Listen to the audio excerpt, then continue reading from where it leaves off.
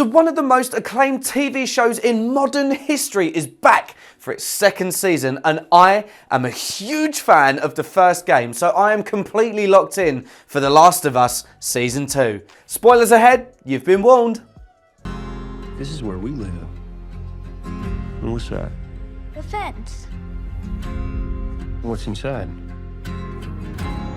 People.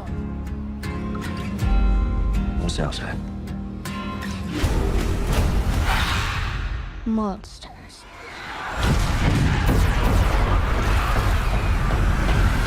Okay, so Pedro Pascal and Bella Ramsey are back as Joel and Ellie for the second season, and the series kicks off where season 1 finished, with Ellie and Joel on top of that forestry hillside having a bit of a heart-to-heart, and Ellie asking him to swear that what he said about the fireflies is true, which he says, "I swear." Which is his first mistake, because he's obviously lying, and at this point Ellie's none the wiser, trusts him, so they go about their day and head back towards camp.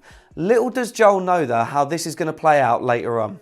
We then get a shot of the giraffes from the last season and a quick scene from some of the younger fireflies that are mourning the loss of their older comrades and seek vengeance on Joel, especially Abby, who's actually part of the second game. Now, I'm going to be completely upfront and honest here. I haven't played the second game yet, so I have no real idea who Abby is, apart from what the internet's telling me. Anyway, back to the story. We flash forward 5 years and see Joel fixing some breakers with Dina, Ellie's best friend, and she's asking what's wrong with Ellie, and it turns into a bit of a microtherapy session, which Joel then later actually admits that he's seeing the camp therapist because he can't cope with Ellie and how she's behaving. Meanwhile, Ellie and Tommy are shooting down some clickers and the infected, with Ellie honing her sniper skills. And Tommy tells Ellie that she isn't on patrol duty anymore and she has to watch the gate, which does not go down well, and demands to go out on patrol and says Tommy's not going to win this one, so why fight it? Tommy gives in and tells her when the next patrol is. Meanwhile, Joel's busy trying to expand the camp as the camp leader, Joel's sister-in-law, keeps letting more and more refugees in, more than they've actually got capacity for, and it's straining resources and they can't build quick enough.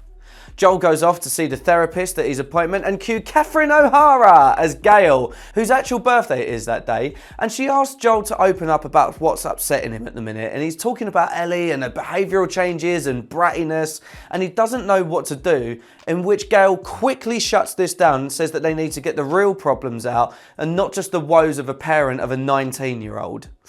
Harsh. She's had a couple of whiskies already though, and she tells Joel that she basically has a professional courtesy towards him as camp therapist, but she actually hates him, as Joel's the one who killed her husband and this is the first birthday without him.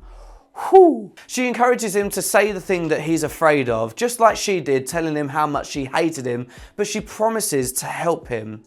She asks him if he did anything to her, where Joel then starts to get emotional and eventually says that he saved her, with a tear rolling down his eye, and then storms out. Dina comes to pick up Ellie for their recon patrol mission, basically an observation adventure, but obviously Ellie doesn't listen to this or her captain, and she does what she wants. Classic. To which Dina follows suit and they end up in an abandoned shop with a clicker and an infected to deal with. What was a little nice touch though from the games, which I noticed, was the throwing of the bottle to distract the clicker and then going in for the silent kill. Anyway, Ellie falls through a weak floor and then has a one-on-one with an infected, which she calls out and screams to come and get her, because she thinks she's invincible at this point because she's immune from all the bites and all of the infections. But this one's smarter than your average bear, because it's actually been stalking her movements and pounces on her, causing a bit of grief for Ellie until she ultimately shoots it in the head. Not without being bitten first though. Whoops. They all go back to the camp and Ellie and Dina report into the council about this smarter infected, and they wonder whether these things are starting to evolve or whether it's just a once-off. Tommy said they shouldn't have gone in. Ellie said would it have been different it was Tommy and Joel. He says it would be different. Tommy's wife, the leader of the camp, then says why would it be, and Tommy quickly shut up because he wasn't winning that one, so he bowed out.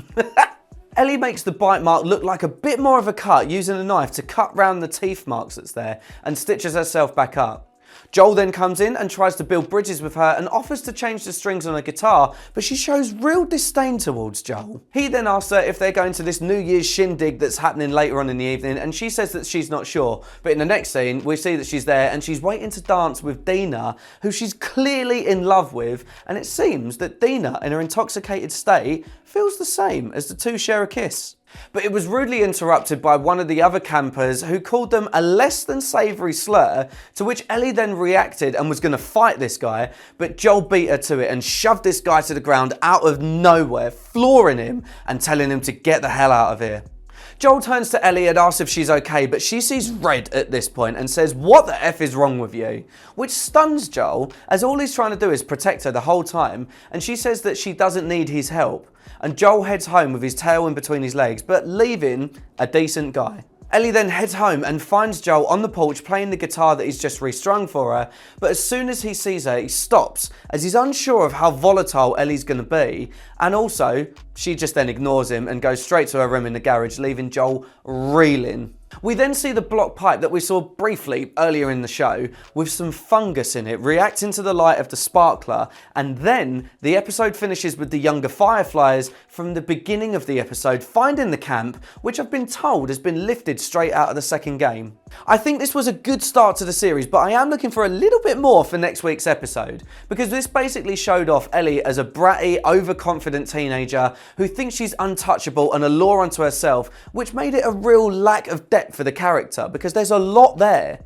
What will be interesting to see though is how Joel and Ellie's dynamic now changes, because he's been hiding a few secrets from Ellie just to protect her. We'll find this out as the series goes on. I am buzzing for next week's episode. That's all from me. I'll see you next time.